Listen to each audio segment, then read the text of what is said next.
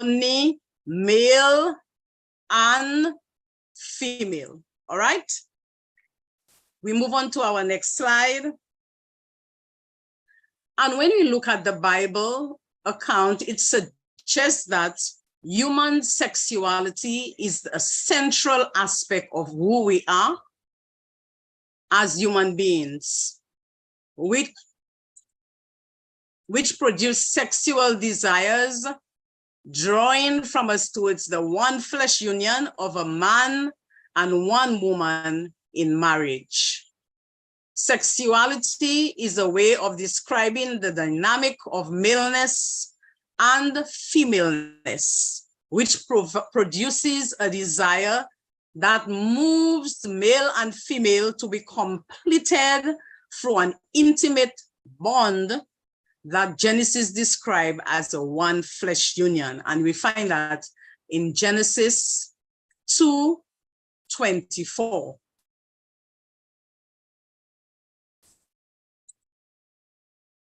Let's look at the definition of human sexuality. Sexuality is not only an awareness of the sex organs and the opportunity for sex relationships, but it connotes an awareness of oneself as male and female. And we need to make that clear. We need to let our children know from home, and do not wait for when they go to school, whether it's preschool, primary school, or secondary school, to let them know that God made us male and female. Genetically, we are born male and female. It includes the roles of individuals in society, respect for the opposite sex, and growing into manhood or womanhood. So we need to let our children know from a very tender age that they are born male and female, and there are specific roles and responsibilities for the male and for the female. Sexual behavior is diverse and determined by a complex interaction of factors. Now, you will agree with me that human sexuality is very complex and broad. So we will be just doing the biological factors of human sexuality, all right? So it's a complex interaction of factors. It is relationship with others, how we relate to one another. It depends on the life circumstances. Culture by itself is a topic. If we have to do culture for human sexuality, it's a topic by itself, because you find that different cultures view sexuality differently. Personality traits, all of us are born, they are different. We have different genetic makeups. We have different personality traits, so we are different. Biological makeup, we have the general sense of oneself and the perception of being a man or a woman. It reflects developmental experiences with sex throughout the life cycle. So we move on. Sexuality is an integral part of who we are, what we believe, what we feel, and how we respond to others. Sexuality is much more than body parts and sex, though it includes these things, and we have made it clear from the beginning. It's not only your body parts or what makes up your genetic makeup, it's much more than that. Sexuality includes our gender identity, and that means the core sense that we are female and male. Sexuality includes gender role, the idea of how we should behave because we are a female or male, and I've already said that.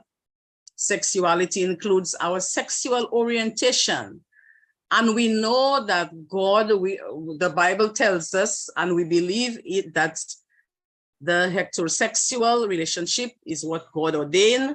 However, you have homosexuals and you have bisexuals, and as Christians, as human beings, we need to know, because we are being bombarded every day with all the different deviations, if you want to call it that way. Sexuality includes how we feel about our bodies. We call that body image, and poor body image can have a profound effect on our ability to have healthy relationships. A person with poor body image may not think they deserve a good partner, and so they may be willing to settle for someone who will not respect them or who may even abuse them. So it is very important that we know who we are and whose we are. Let's look at our bodies. The Bible tells us that we are fearfully and wonderfully made. And if you look at the difference between the man and the woman, I'm not too sure if persons want to answer questions while we ask questions while we during the presentation. But if I were to ask what is the difference between male and female based on our physical structure, what would you say? Anybody? Anybody wants to try, or can you hear me?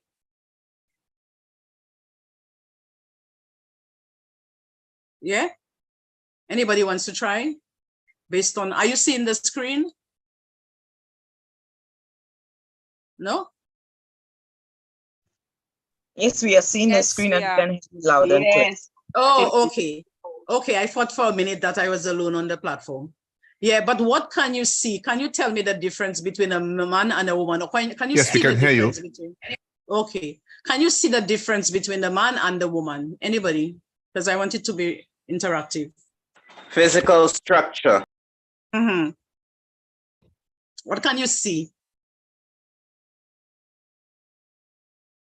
The makeup of the physical structure, you can see that the female, I don't want to say softer, but rounded, whereas the man one is different. You can see the difference in the genitalia. Yes. You can see the difference in the breast, the way it is hung.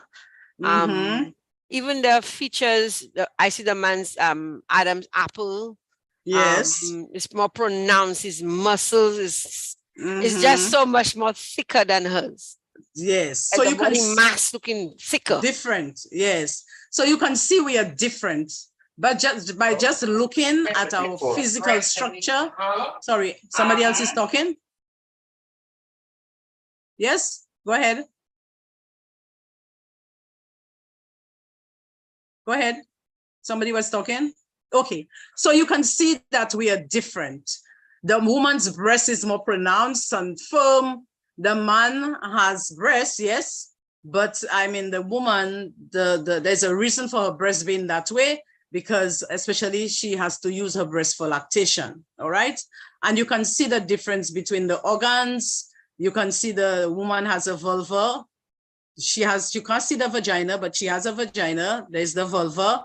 And what we call the vagina is what we can see, the lips is called labia majora and labia minora. And the man you can see his scrotum and you can see his penis. So you can see there is a marked difference between the male and the female. And God created us that way. The rationale for human sexuality.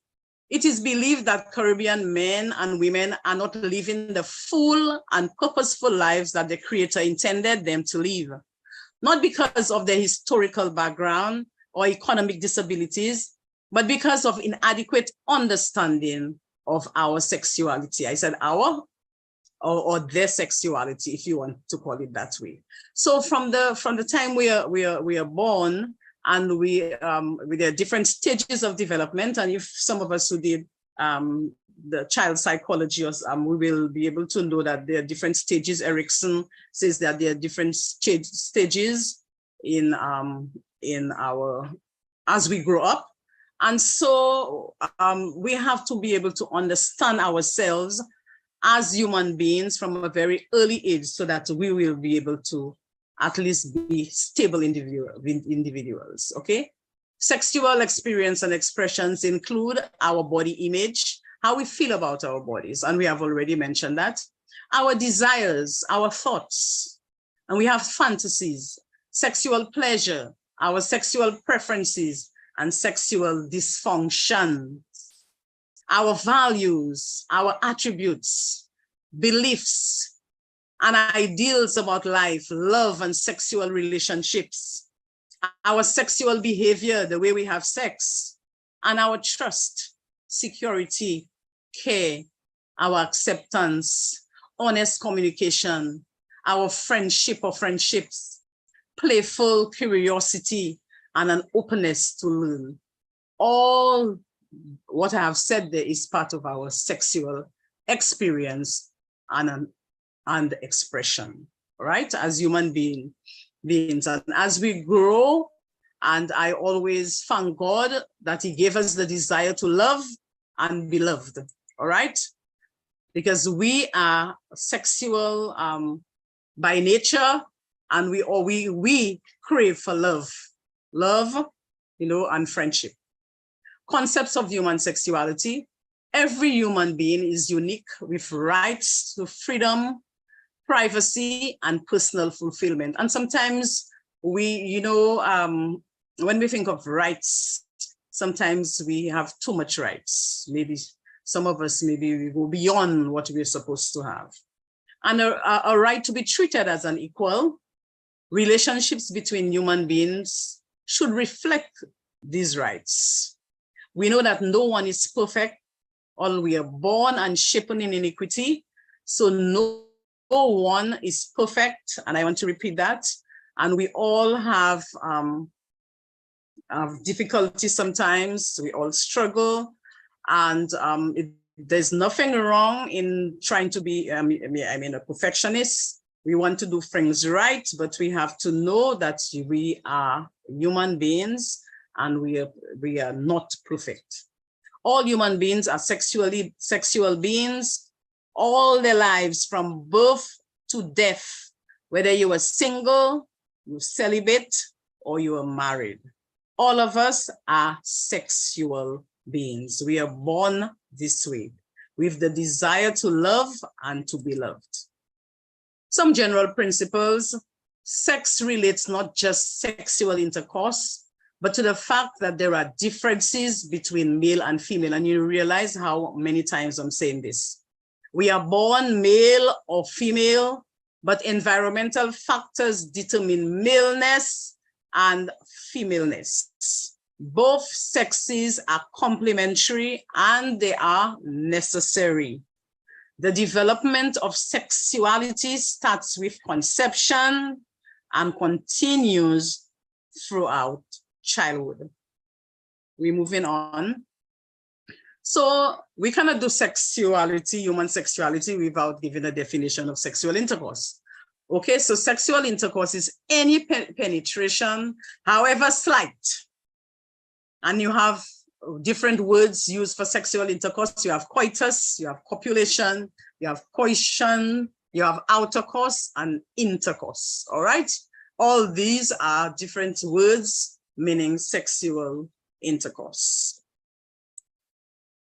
Now let's move on to the male reproductive organs. And if you look at, there's a surgical section of the male reproductive organs, you will see that the male anatomy is quite different from the female anatomy. And so we have the bladder, the seminal vesicles, you have the pubis, symphysis pubis, you have the bladder neck, the prostate.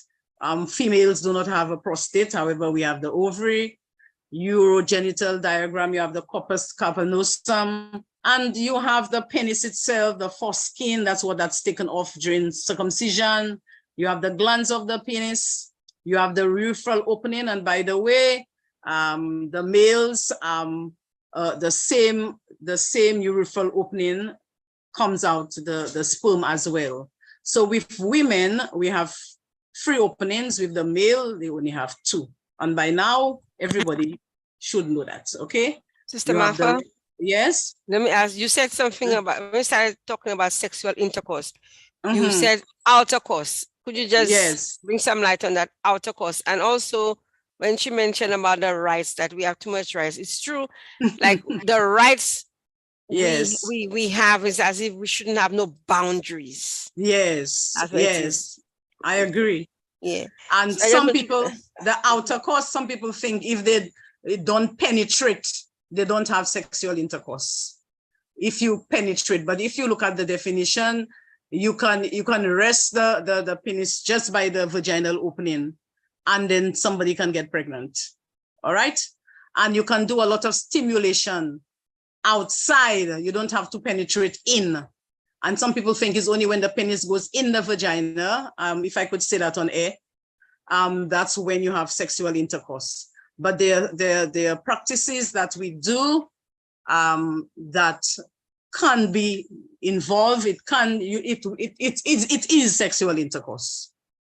All right. I don't know if that answers your question. So in other words, it is fornication. It's fornication. All right. Thank you. Heavy petting and kissing and fondling, and once you're not married, and sometimes you may be going through the period of courting and doing these things, and it's still fornicate. The Bible tells us that even if you look at a woman, you can lust after the woman. Okay. Is that answer your question? Thank you. Very good. So we were just going into the male reproductive organs, and we'll just touch a little on ejaculation. It's also called emission. Is the forceful release of semen from the male body as a result of sexual excitement or stimulation. All right.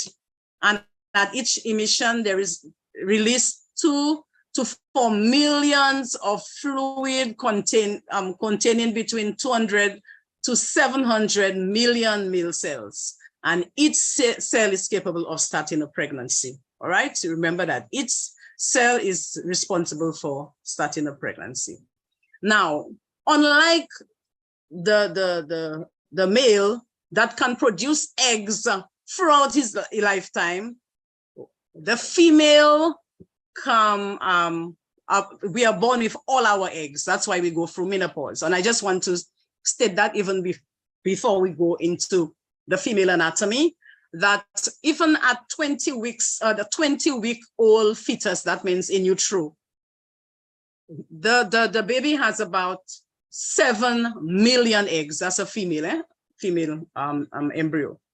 And females are born with between 1 and 2 million eggs. So by the time we reach puberty, that is the beginning, we begin menstruation, that is the start of your period, we will have somewhere between 300,000 and 500,000 eggs remaining.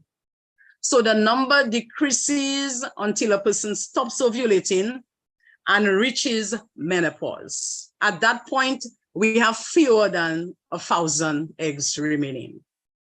So fertile, you are most fertile during your 20s through your mid-30s, and fertility drops, the rate drops off after the age of 35. That's why they tell you that your biological clock, if you go over 35 to 40, there is very little chance of you getting pregnant. All right. So we look at the female reproductive organs, and we look at the fallopian tubes. You have the body of the uterus, you have the lining of the uterus, the endometrium, the myometrium, and we know we all have vaginas. All right. So couples with children normally say we have vagina, but the vagina is in, and the vagina was there just because of procreation. All right. Procreation, that's what we have the vagina for, and maybe other sexual stimulations, but it was merely for procreation. Menstruation, if you want to look at menstruation, the menstrual cycle prepares the female reproductive system for pregnancy. It is a monthly pattern that begins at puberty and ends with menopause. The average menstrual cycle is 28 days long and lasts for about 5 days. However, it varies with women and may change from month to month. We also, as parents or as adults, should teach our young children, our girls, about menstruation even before it happens. Some helpful terms. We have ovulation. It is the release of the egg from the ovary. And by the way, we have egg releasing from each ovary every month, alternate ovaries every month. So this month you would release from the right, the other one, the next month you release from the left, and simultaneously and so forth. Hormones, it's a chemical substance carried through the bloodstream that influences the functions of glands and organs. And we'll not go into hormones, but we know that we have. The pituitary gland is a small gland located at the base of the brain that releases the hormones which influence body functions, including the menstrual cycle. And I will just do a little about progesterone and estrogen. You have, we'll not go into detail. You have the LH, luteinizing hormone. You have the follicle stimulating hormone, and 4 hormones which regulate the menstrual cycle. And you know we have follicle, it's a tiny cavity which holds an unripe egg. There are about 30,000 to 200,000 follicles in each ovary. And menstruation is the slow flow of blood out of the uterus through the vagina. So a little about the menstrual cycle. I'm telling you that to know that biologically we are different, male and female, they are different. The menstrual cycle can be divided into 2 parts, before and after ovulation. So during the first half of the cycle, 3 steps occur. You have 1 menstruation takes place usually day 1 to 5. You have the follicle in 1 ovary begins to ripen an egg due to the follicle stimulating hormone from the pituitary gland between day 5 and 7. And the lining of the uterus begins to thicken due to the release of estrogen from the follicle between day 7 and 11, just for your own information. Ovulation is the ripe egg is released from the follicle due to the release of the luteinizing hormone between day 11 and day 14. So there are 3 steps. The ripe egg is swept into the fallopian tube and travels towards the uterus. The lining of the uterus continues to thicken. So after ovulation, the follicle releases progesterone and estrogen, maintaining the lining of the uterus. And if fertilization does not take place, the lining of the uterus is shed, resulting in menstruation, and the cycle continues. All right. Conception, however, is the union of egg and sperm, which results in pregnancy. Sexual intercourse, the penis is inserted into the vagina. When ejaculation takes place, sperm are deposited at the opening of the cervix.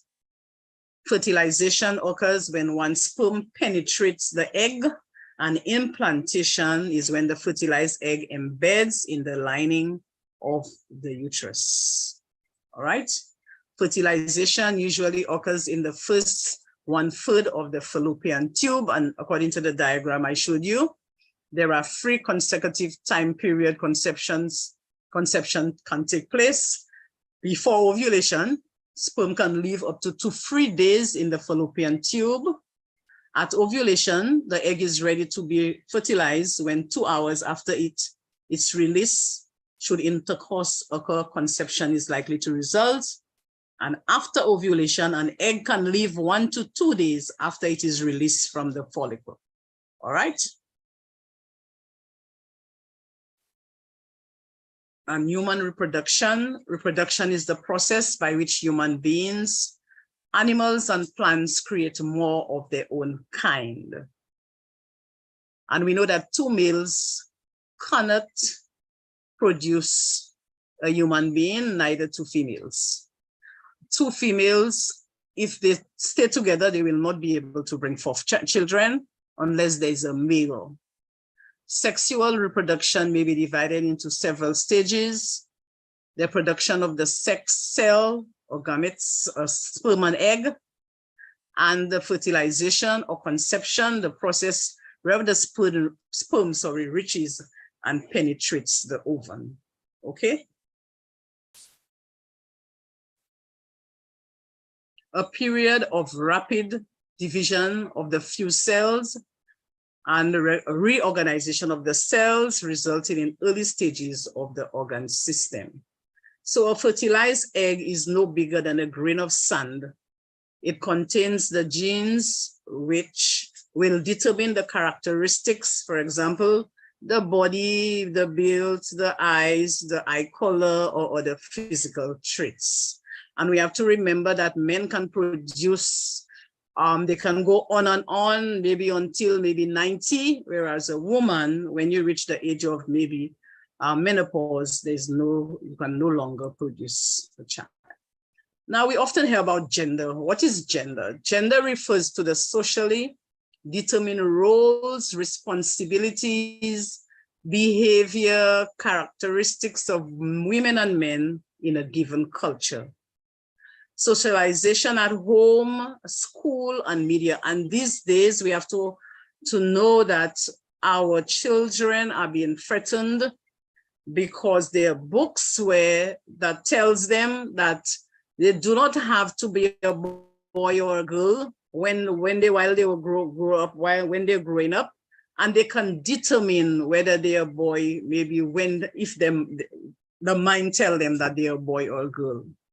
And that is very crazy, because if you can teach a child that they can be a non-entity, maybe from the age of by birth until maybe preschool or primary school, this is going against what the Bible teaches. All right.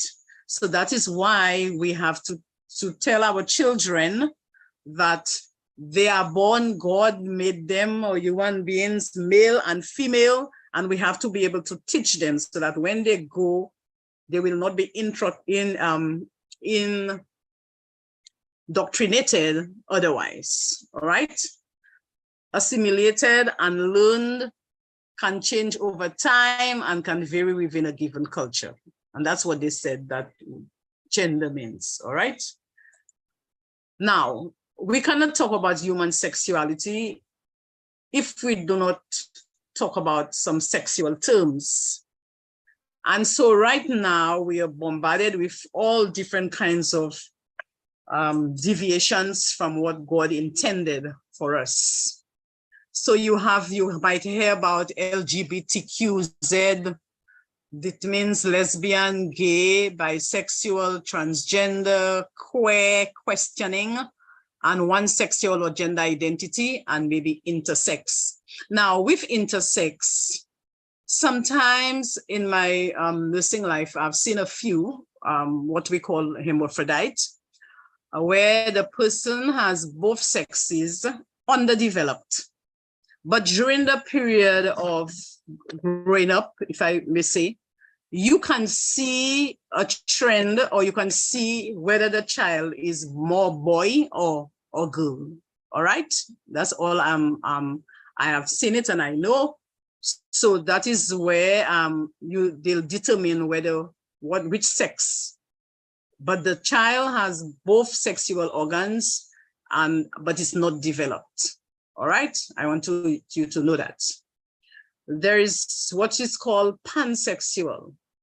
So you have sexual, romantic, or emotional attraction towards people of all genders, regardless of their sex or gender. All right, that's pansexual. Then you have metrosexual, men who live in urban areas and enjoy shopping, fashion, and similar interests traditionally associated with women or gay men. So you get a man that is well groomed, his beard has to be all trimmed, he has to do his eyebrow, but he's not gay. So you call these people metrosexual. Then you have bisexual. You have romantic or sexual attractions or behavior towards both males and females, to more than one gender, or to both people of the same gender. You have straight or heterosexual person, and that's what we believe in. You have transgender, someone whose gender identity differs from the typical associated with the sex, and they were assigned at birth. So you are born male or female, but you want to be female or you want to be male, so you have your, you go trans, you have your sex change, all right? Then you have questioning, you know, you're unsure, Lord have mercy. Or they use the term re-examining. Either you're questioning or you're not sure of what you are, who you are. And you have aromatic, not interested in romance. The person is just not interested in romance. Then you have asexual, not interested in or desire sexual activity. Then you have the homoromantic, that's interested in romance, not necessary sex. So you just want to be a romantic person, but you do not want to have sex. And you have remain, also known as analingus, a form of oral sex in which the mouth, lips, and tongue are used to stimulate a partner's anus, okay? So as Christians, we need to know what is right, and we need to know what we believe in, so that when people ask us a question, we do not hit, the Bible tells us you don't hit the sinner, but you hit the sin. And so we need to love everybody just as Christ asked us to love, but we should not tolerate or accept anything that we think that is not right. Or it should not be pushed down our throats to accept it if we know that it is wrong, all right? And there are some other phrases within the time, yes? They call it paraphilias. It's atypical acts and behaviors. And most of these things, maybe they are mental disorders, okay? You have the misogynist, a person who dislikes, despises, or is strongly prejudiced against women. And you find there are men that are just that way. And you have the misandrist, is a person who dislikes, despises, or is strongly prejudiced against men. You have fisting, it involves inserting a hand into the vagina or rectum, all right? You have remain, also known as analingus. It is an act of oral pleasuring in the anus. You have fetishism. You have intense sexual arousal from touching or rubbing against a non-consented person. And you find that maybe you might go on a train and that person has that disorder, and you find that the person gets pleasure in, or they get arousal by rubbing against another person, another individual. You have fetishism. Yeah, it's in inanimate objects other than the sexual organs. You have partialism, body parts other than the sexual organs. You have the podophile, sexual attraction to feet. Some people are sexually attracted to feet. You have voyeurism, is the practice of gaining sexual pleasure from watching others when they are naked or engage in sexual activities. That's another word for peeping Tom. You have sadism, they derive pleasure, especially sexual gratification, from inflicting pain, suffering, or humiliation on others. You have masochism, that's the tendency to derive pleasure, especially sexual gratification, from one's own pain or humiliation with things such as bondage and masochism. You have zoophilia, is a person experiences a sexual fixation on non-human animals. You have necrophilia, sexual intercourse with an attraction towards corpses. And all I'm telling you there, it's the reality, all right? Exhibitionism, it is extravagant behavior that is intended to attract attention to oneself. You have nymphomania, uncontrollable or excessive sexual desire in a woman. You have transvestism, it's cross-dress or dressing in a manner traditionally or stereotypically associated with the opposite gender. And you have telephones, catologia, it's unsolicited obscene calls. So somebody will just use their telephone and then just call your number and tell you obscenity on the phone, all right? So all these are atypical acts and behavior, and it is real, all right? There are people, according to all the paraphilias I told you there are people that exist in this world, and maybe even in St. Lucia. Okay. So as sexual beings, it is normal to have many questions about sex and sexuality. And this is good because the more we know about sex and sexuality, the better we are able to take charge of our lives, sex lives, and our sexual health. Now, you will agree with me that I'm just touching, it's just the tip of the iceberg, and I'm just doing the biological aspects of human sexuality. But you have culture, you have so many different aspects to human sexuality, and an hour will not be enough to do that. In conclusion, human sexuality is a very complex and multidimensional behavior that is affected by many facets of our lives, including anatomy, physiology, cognition, and learning, as well as influence by culture, ethnicity, and even economy and politics. And when you look at culture, you will be very amazed to see so many different acts of human sexuality that you will be amazed. And maybe you can always go and do some more research on human sexuality, okay? So in summation, God did not create androgynous beings. He created two complementary, biologically and genetically, sex individuals. In other words, God built the complementarity of the sexes into the very fabric of creation. The creation of male and female is not accidental or incidental, but central to God's design of human beings created in his image. And remember that there is nothing new under the sun. Remember the time of Sodom and Gomorrah? So there is nothing new under the sun. And anytime you see people agitated and they want legislation, we know what is coming next. All right, so we've come to the end, and I don't know if you have any questions. If we still have about maybe 10 minutes.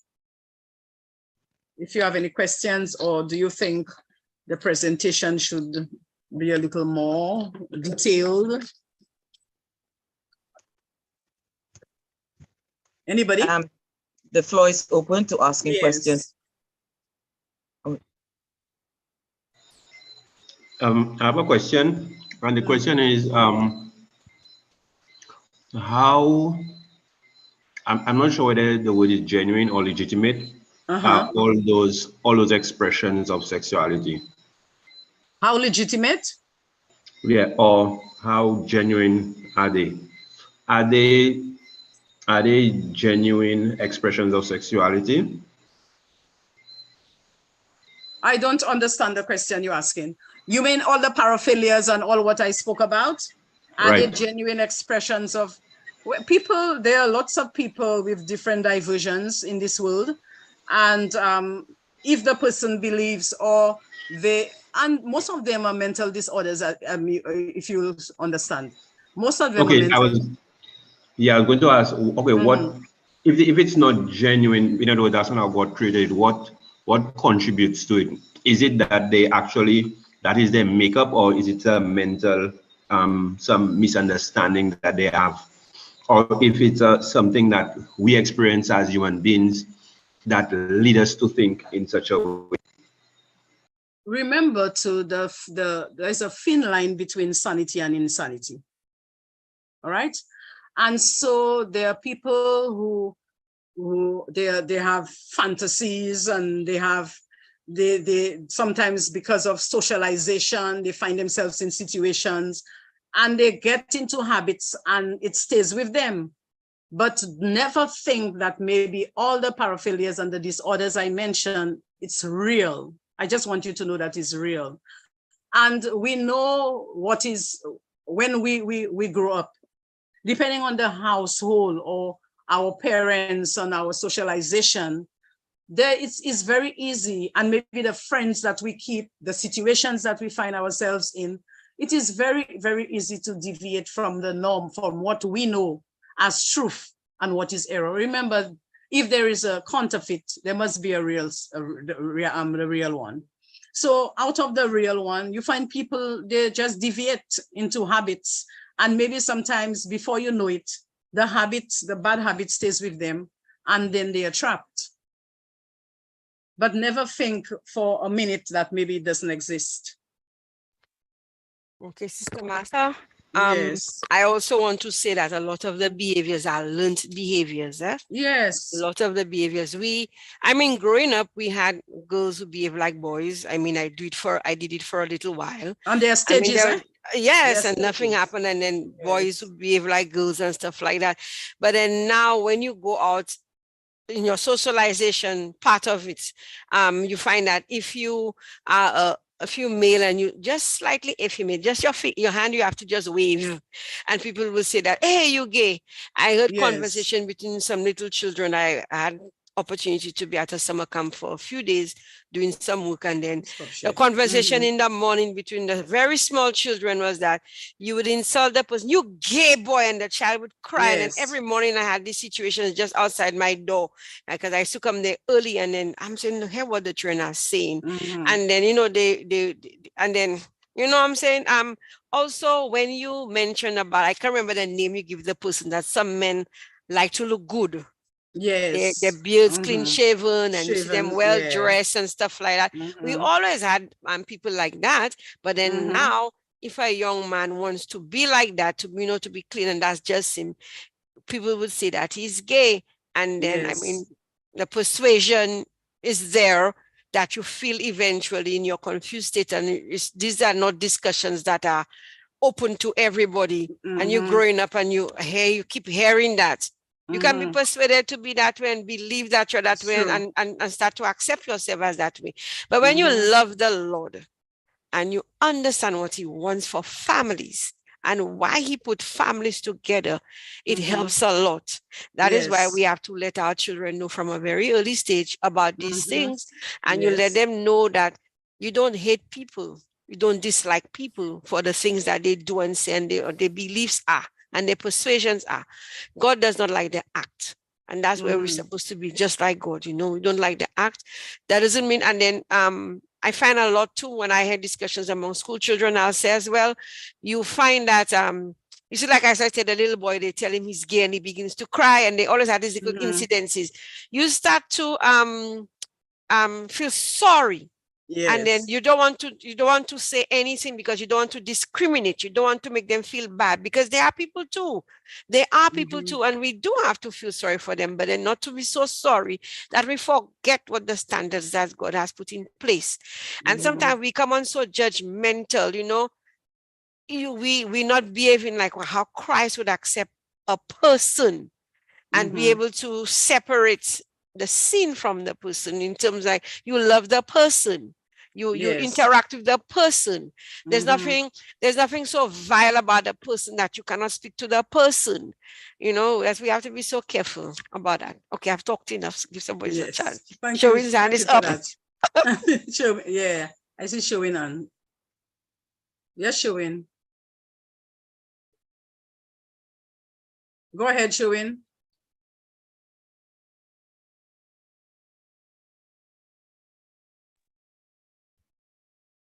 Shamin has no he unmute his mic, so but we can't hear him. Or he's connecting again. Sorry, I was having some technical difficulties with this thing. So what I wanted to ask, I was out and I came back. When I came back, you were on the paraphilias. And I don't know if your list was exhaustive, but your list, in terms of strangeness, it seemed to go from one end to the next. Yes. On the severity scale. But what I wanted to ask was, would you say we can blanket all paraphilias as wrong?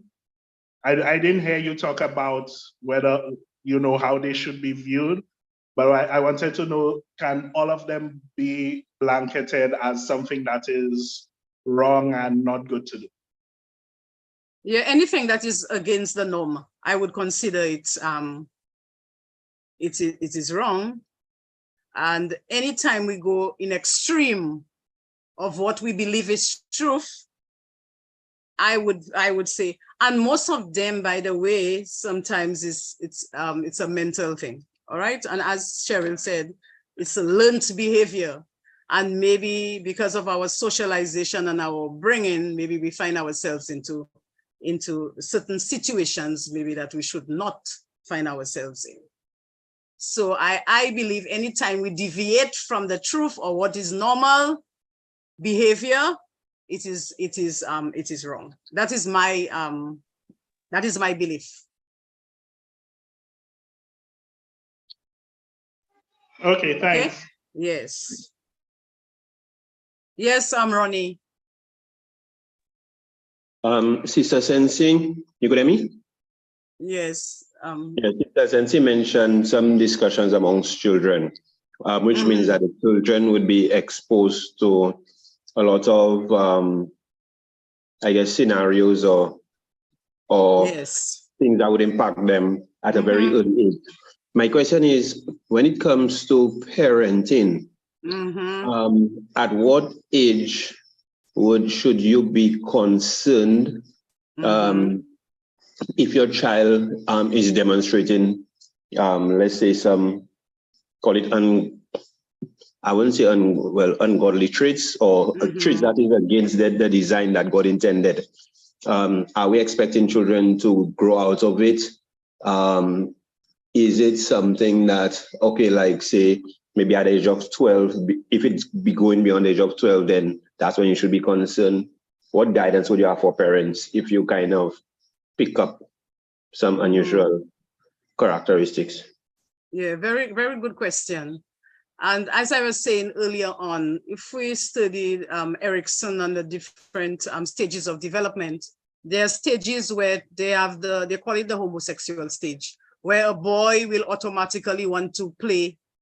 Girls will want to play with girls, and boys will want to imitate what girls, they might want to play with a doll. And that is why I said earlier on, from the time that child gets to an age of reasoning, because there's a time where they get very curious, and if they see the parents naked, they would want to know why.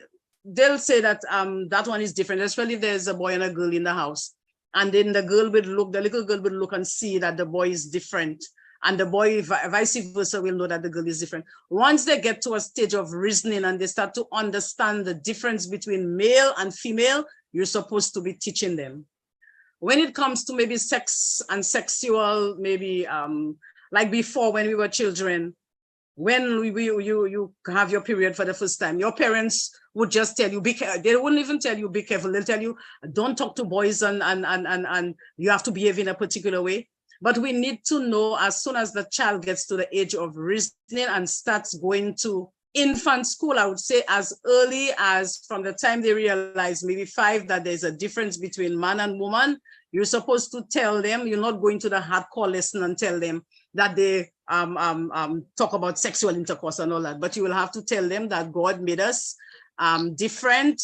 Your brother is a boy, your sister is a girl, and then there's a difference between a male and a female. When it comes to as early as, I think in primary school, they start maybe as early as 8 to talk about menstruation and sexual education, as early as maybe 8, because you find some girls, they start menstruating at maybe they start having a period at 9, as early as 9. So you have to be able to train and tell them exactly what it is, the difference between a boy and a girl. When we were growing up, there was this particular boy that was raised with his grandmother. He was the grandmother raised him, and he was the only person living with the grandmother. And from a little boy, the way he was behaving, everybody was saying that child, they used to say, "Kaya mal mama." You understand? And that child grew up to be exactly what they said that he would be. So sometimes if we notice, it depends on if we grew up with a particular parent, maybe a little boy growing up with or boys growing up in a house with girls alone. We need to educate them, that child, as early as possible, to tell them that there are different roles and responsibilities. Now, when I say roles, I don't mean washing dishes and this kind of stuff, but you need to tell him that he is male and the girls are female. I don't know if that answers your questions, but sex education, sexuality should be done as early as possible, depending on the maturity of the child. Okay, Ronnie? I don't know if it answered your question. Yes, thanks. Okay. Leo, I see Ray raised hands up. Ray? Sister Marvel, I think we'll take one or two more questions. Okay, one more? Okay. Okay, good night. So the big question for me is how do we as a church, as a community of believers, deal or position ourselves for that? Because the reality is these people with those variations of sexual orientation exist in our society, and there is a possibility that they are or will be baptized into our church. How do we now as a church position ourselves to deal with that? Because it's a reality. Very good question, Leo, but I can't even answer that question. Because if somebody were to come to the church and we know that the person is gay and the person asks for baptism, what would be the reaction, or is there anything in place to deal with the situation when it happens? Or if two male comes to the church and they say they want to get baptized, what can we do? Maybe somebody else can throw some light. Yeah, I see they have some seasoned elders on the yes, platform. I see Macarius there. I think I saw, who else? Bernard Sensi is there. So, Dale is there. I didn't even realize Dale was there. So maybe they can answer. They can throw some light on that. Okay. I think it's a very interesting topic and there's so much to be discussed, but we have run out of time. Yes. Yeah. I'm sorry, Leo. Yes, it's something that must be addressed. You know, what amazes me is that sex it's a divine design. I mean, sex was so beautiful. Sex is beautiful. And to think that man has made it, has perverted it, and has made it such so sinful. Like Paul was saying, spiral into sin. It's be going, I mean, man's mind has become so imaginable that they invent things when it comes to sex, and they have perverted the whole sex. And tonight I am so glad that we have touched, and some of us will say, okay, there's the pennies, we're discussing the pennies, we're discussing this, we're discussing that. But it is very important, and a lot of us, including myself, if we had gone into details of what you just spoke of, would have better understanding of who we are. Okay. Now, this is just a broad subject, and we were just able to touch the biological part of it. But I'm hoping at some point, also family life, that we'll have the extend on those subjects, and then we'll have it on a Saturday night. And I have promised the young people, the married and the singles, that once a month that we will discuss certain subjects, and this would be one of them to continue. So, Sister Charles, I would like to thank you so much for coming, accepting our invitation. We had a few hiccups in the beginning, but the message is clear. I think for those on YouTube, some of our members were at meetings and were not able to attend, and they asked that we put the program on YouTube so that they can view it later. So with a grateful heart, I wish to thank you so much, and for your ministry in the health department. And we'll continue to come to you for advice and to discuss with us on those taboo subjects. I'll say taboo, yeah. And I would, and thank you. Thank you so much. So very much. Brother Kenton, thank you for facilitating us. There's one thing we had a few when you were explaining it. So I'm sorry, but we'll have to make a note of it and then we'll discuss it at some point. So without any further ado, people, let us keep calm. Let us remain faithful. Let us study, especially as Paul is discuss. There's so much that we need to learn. So let us pray. Our heads up.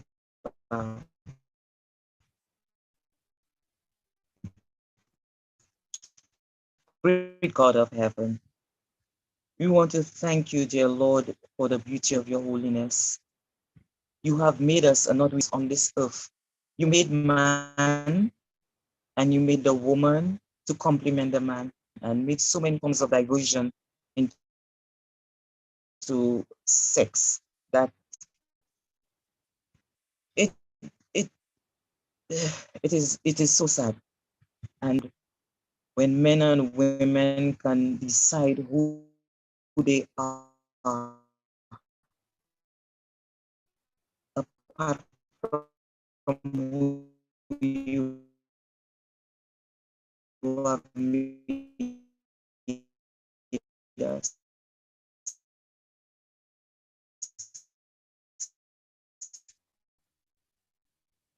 And we ask, please, God, forgive us of our sins and thanks.